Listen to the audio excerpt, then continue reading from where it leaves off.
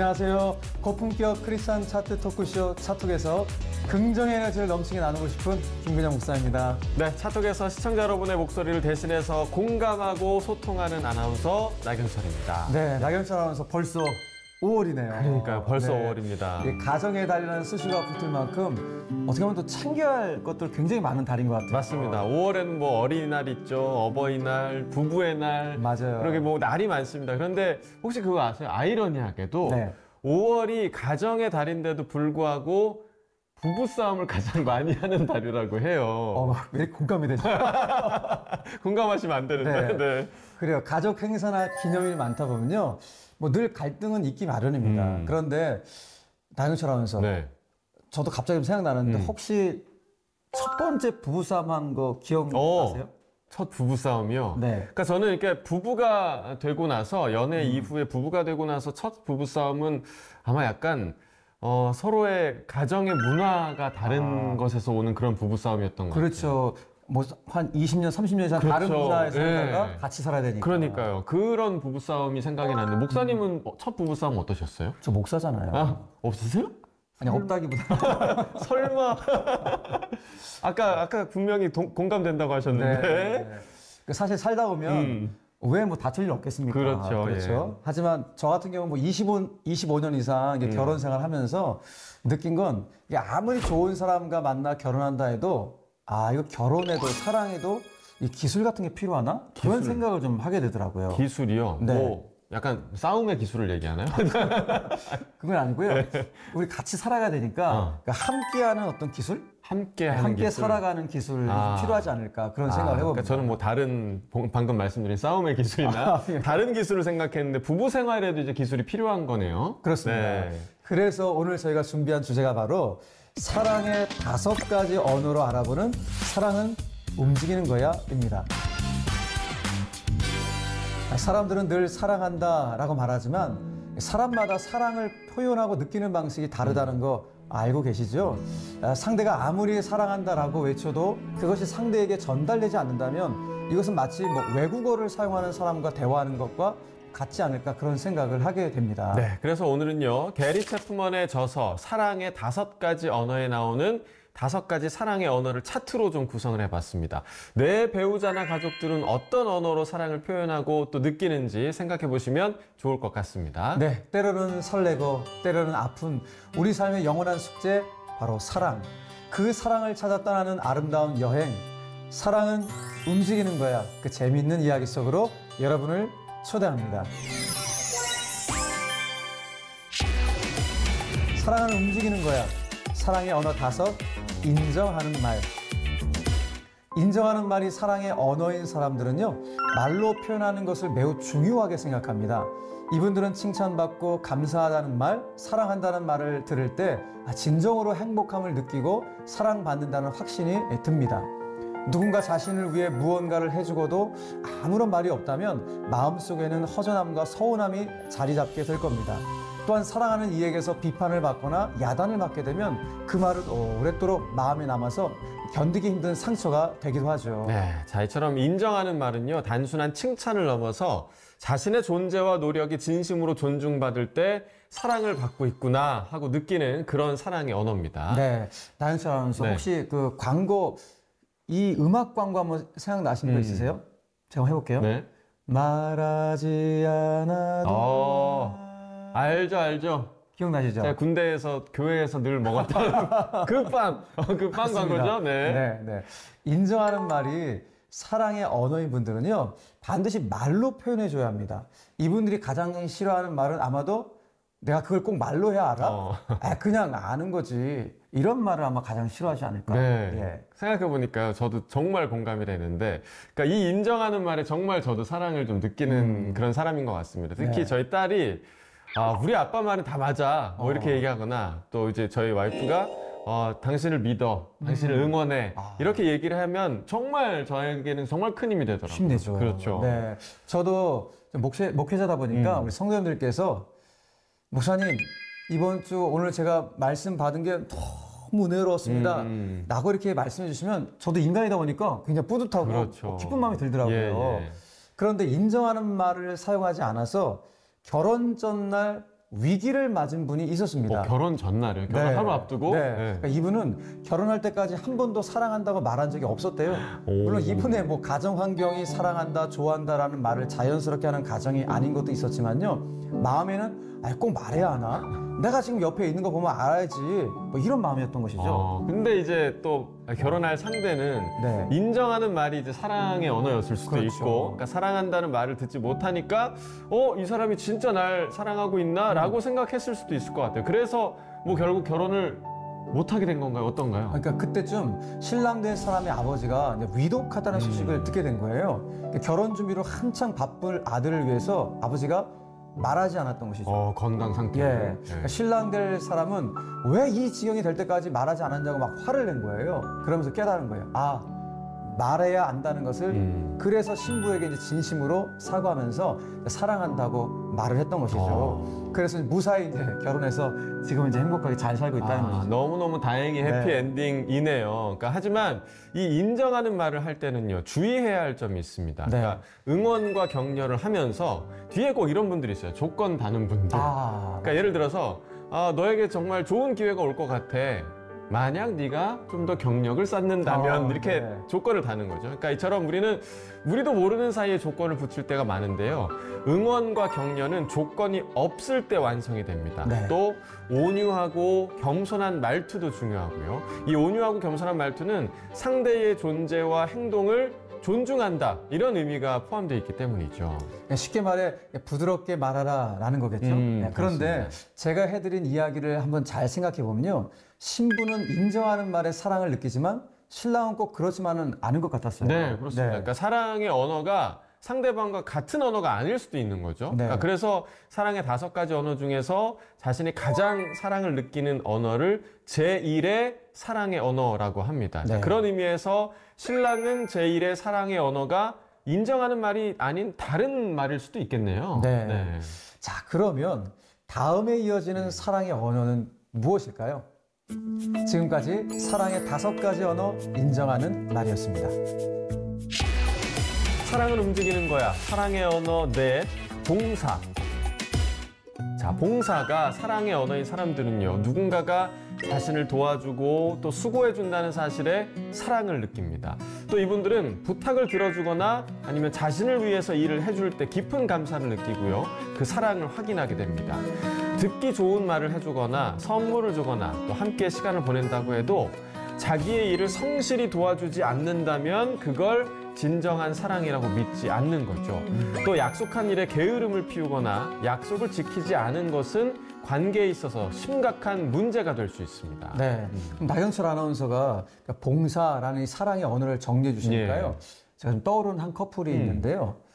이 부부는 청년 시절부터 어떻게 보면 좀 소문난 커플이었습니다.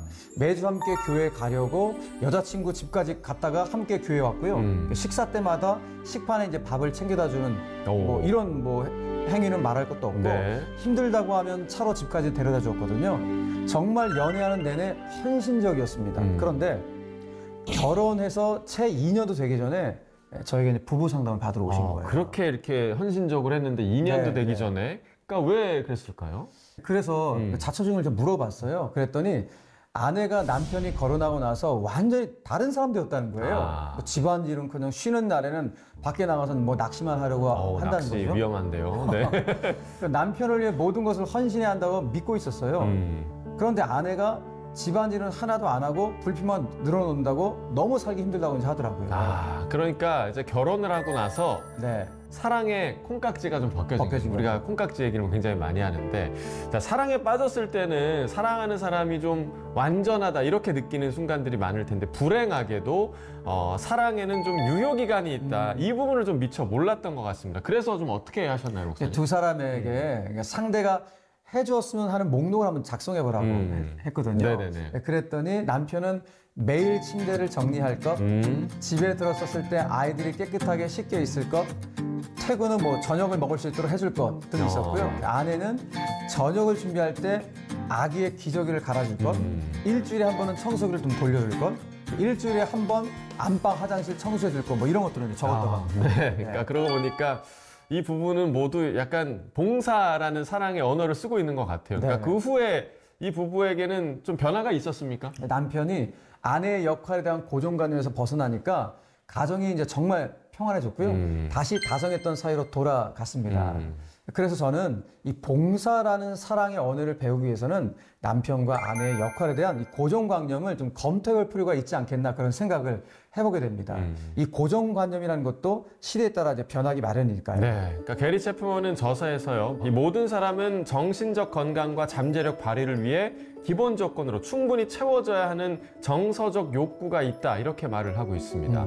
그는 이를 러브 탱크라고 이름을 했는데, 자, 이를 우리식으로 표현하자면 사랑의 배터리가 아닐까 생각이 드네요. 너무 좋은 표현이에요. 예, 예. 그러니까 사랑의 배터리가 방전되지 않도록 우리는 가족 구성원에게 이게 세심한 마음과 사랑이 필요한데, 자, 무엇보다 중요한 것은 상대가 어떤 사랑의 언어를 요구하고 쓰는지를 알아야 하지 않을까요? 맞습니다. 네. 그러니까 이 봉사를 사랑의 언어로 사용하는 사람은요, 사랑하는 사람을 위해서 기꺼이 자신을 희생을 합니다.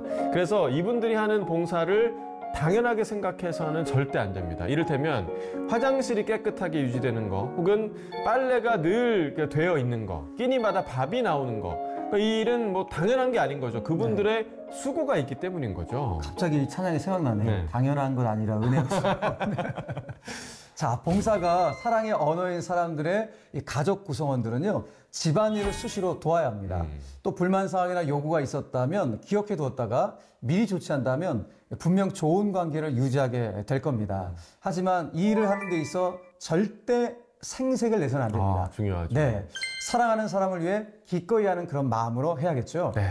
자, 진정한 사랑은요, 때로는 작은 도움의 손길로 표현이 되는데요. 오늘 소중한 가족을 위해서 기꺼이 봉사하는 마음 실천해보는 건 어떨까요? 네. 그 작은 수고가 가정의 행복을 키우는 소중한 밑거름이 될 것입니다. 자, 지금까지 사랑의 5가지 언어, 봉사였습니다. 사랑은 움직이는 거야. 사랑의 언어 셋, 선물.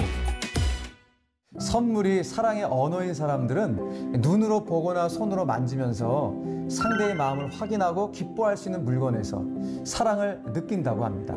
비싸거나 거창한 선물이 아니어도 되죠. 아주 작은 선물이나 편지 한 장이라도 자신을 생각하고 위하는 마음이 담긴 그런 선물을 받게 되면 이분들은 두고두고 그것을 소중히 간직하며 행복을 느끼게 되는 것이죠. 자, 하지만 듣기 좋은 말만 하고 아무것도 주지 않으면 때로는 그 사랑이 의심되기도 합니다. 선물을 잊어버리거나 성의 없는 선물을 주거나 우리가 정성껏 준비한 선물을 소중히 여기지 않을 때 어떤 서운함과 상처를 느끼게 되는 것이죠. 자, 여기서 이 선물의 개념을 물질주의나 속물 근성과 혼동하시면 안 됩니다.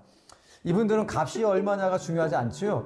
이분들에게 선물은 반드시 비싸야 하는 것도 아니고 매주 한 번씩 줘야 하는 것도 아닙니다. 그냥 길 가다가 네 생각이 나서 갖고 왔어 하고 작은 들풀을 줘도 감동할 겁니다. 정말 무엇이든 사랑이 깃든 것이면 되는 것이겠죠. 네. 자, 이 선물이 사랑의 언어인 사람들은 상징적인 의미를 지닌 물건을 통해서 사랑을 확인하는 사람들입니다. 그런데 만약 돈이면 되겠지, 얘다, 오다 주었다, 이런 식의 선물 전달은 오히려 더 큰 상처가 될 수 있겠죠. 네. 그래서 이 선물이 사랑의 언어인 사람에게 선물을 할 때는 선물의 3단계를 반드시 알고 해야 한다고 합니다. 그렇습니다. 네. 이 선물의 3단계는요. 첫째, 사랑하는 사람이 무엇을 좋아하는지 생각하고, 둘째, 선물을 준비하는 모든 과정, 포장까지도 중요하기 때문에 준비하고, 셋째, 선물을 기대할 수 있도록 이벤트까지 준비해서 전달하기. 자, 이렇게 3단계를 잘 지켜 선물한다면 정말 흡족해 할 겁니다. 야, 또 보이지 않는 선물이 감동을 줄 때도 있거든요. 예를 들면 진짜 보이는 선물이 아니더라도 배우자 곁에서 하루 종일 함께 있어주기, 예. 아니면 좋아하는 가게를 같이 가기, 매장에 들러보기, 네. 이런 것들도 선물이 될 수 있습니다. 이 부분을 좀 잘 기억하셨다가 아내나 남편에게 선물해 주시면 어떨까 생각이 드는데요. 그런데 제가 이 차트를 진행하다가 궁금해지는 게, 네. 사랑의 언어가 누구는 선물이고 또 누구는 인정하는 말이고 또 누구는 봉사라는 말이잖아요. 그러니까 네. 도대체 이 사랑의 언어라는 거는 어떻게 생겨나는 걸까요? 네, 이 각자의 사랑의 언어는 어떻게 보면 어린 시절의 결핍과 깊은 관련이 있다고 합니다. 예를 들어 어릴 적 인정하는 말을 충분히 듣지 못하고 자란 사람은 성인이 되어 인정하는 말을 통해 사랑을 느끼고 표현하려는 경향이 강해진다고 하죠. 그러니까 다시 말해서 우리의 사랑의 언어는 어린 시절 부모와의 관계에서 형성되는 영향이 아주 굉장히 크다고 볼 수 있는 것입니다. 아, 그렇군요. 그러니까 저도 이제 그렇게 말씀을 해주시니까 딸이 당연히 생각이 나게 되는데 이 5가지 사랑의 언어가 저희 딸에게도 좀 골고루 잘 흘러갈 수 있도록 좀 부모로서 노력을 해야겠습니다. 자, 지금까지 사랑의 5가지 언어 선물이었습니다. 사랑은 움직이는 거야. 사랑의 언어 2, 스킨십. 이 스킨십이 사랑의 언어인 사람들은 신체 접촉으로 표현하는 걸 매우 중요하게 생각합니다. 뭐 서로를 꼭 안아주거나 아니면 손을 잡거나 쓰다듬어 주거나 때로는 뭐 가벼운 장난이나 놀이로 몸을 부딪히는 그런 접촉을 통해서 행복함을 느끼는 거죠.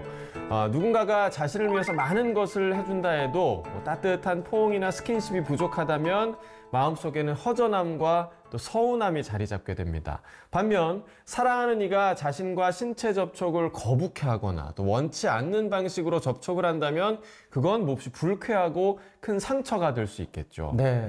요즘 예능에서요, 뭐 최근 부부간 스킨십을 나눈 지 얼마나 되셨어요? 라고 이게 질문을 하면은 그 질문에 가족끼리 뭐 그런 거 아니잖아요. 뭐 이렇게 이제 대답하시는 분들이 종종 있는 것 같더라고요. 근데 저는 개인적으로 이런 말들을 방송에서 좀 삼가야 되지 않을까? 그런 생각을 하거든요. 왜냐하면 아니 스킨십을 가져가고 나는지 누가 나눕니까? 그러니까요. 그러니까 스킨십 반드시 가족들하고만 나눠야 하는 겁니다. 네. 맞습니다. 네. 네. 스킨십의 범주를 부부관계나 진한 애정 표현으로 구분하는 분들이 많은데 자녀의 머리를 뭐 쓰다듬어 주는 거, 남편의 팔짱을 끼는 거, 걸을 때 아내를 보호하며 걷는 이런 뭐 사소한 것들이 모두 스킨십에 해당되는 것이죠.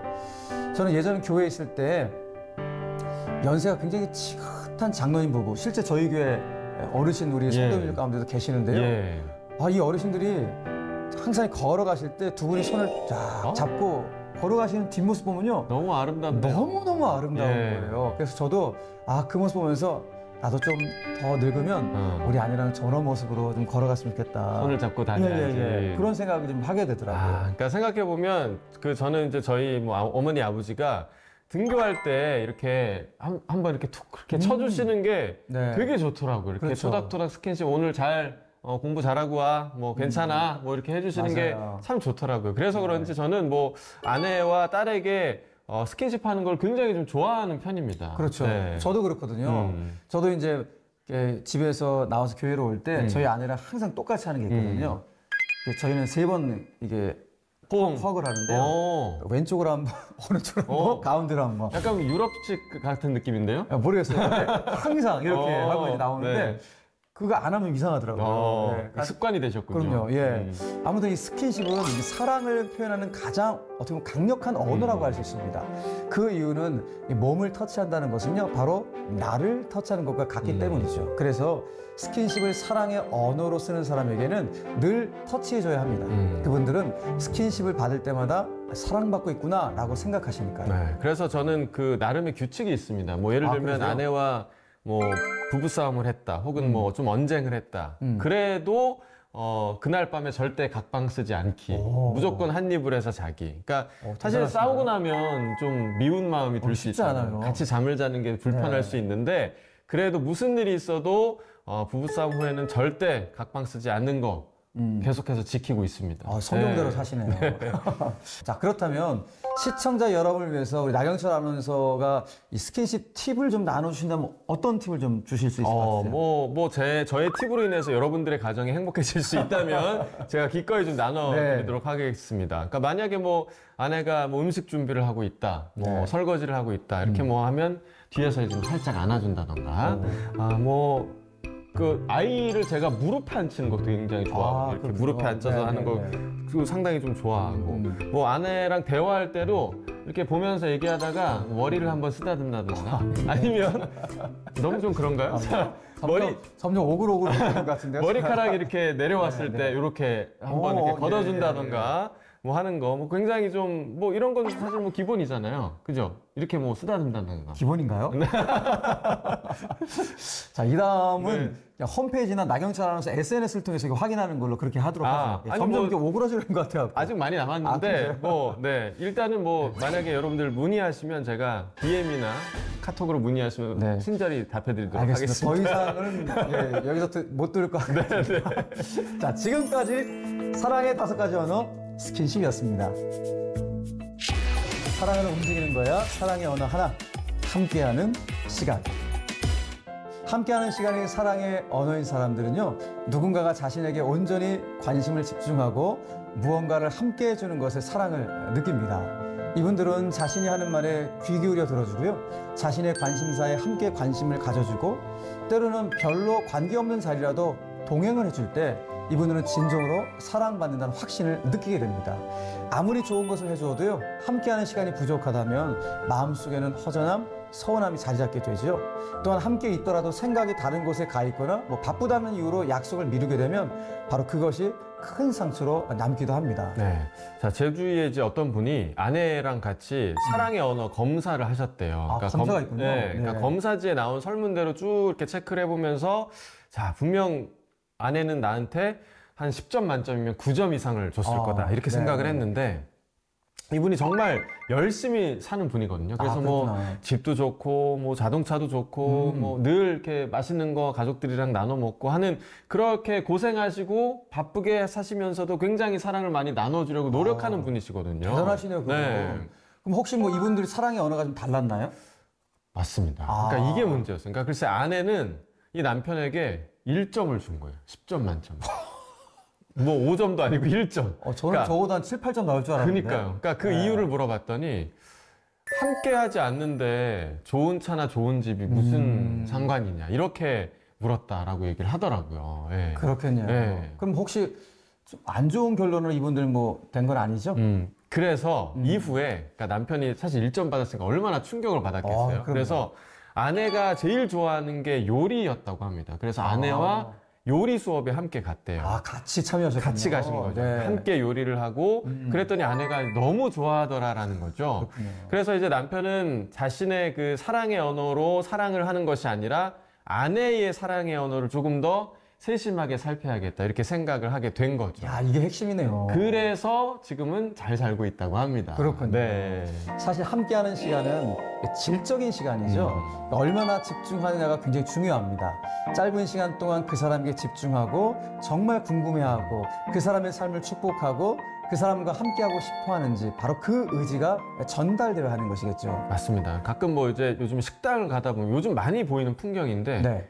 한 가족이 와서 식사를 하면서도 서로 휴대폰만 보고 있어요. 맞아요, 스마트폰만. 맞아요. 예, 네. 그런 걸 굉장히 자주 보게 돼요. 그러니까 이런 경우에는 뭐 아무리 뭐 같은 공간에서 같이 식사를 한다고 해도 함께 한다, 이런 느낌은 받을 수 없을 것 같거든요. 그래서 함께 한다는 건 좀 시간을 내서 서로에게 전적으로 관심을 집중한다, 이런 의미가 아닐까 생각이 듭니다. 네. 다시 말씀드리지만 상대방의 사랑의 언어를 아는 것은 매우 매우 중요한 일입니다.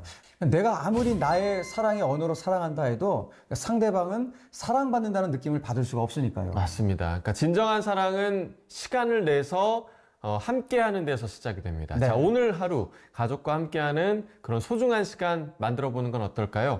온전한 관심과 함께하는 시간이야말로 가정의 행복을 키우는 가장 귀중한 선물이 될 것입니다. 네. 자, 지금까지 사랑의 5가지 언어 함께하는 시간이었습니다.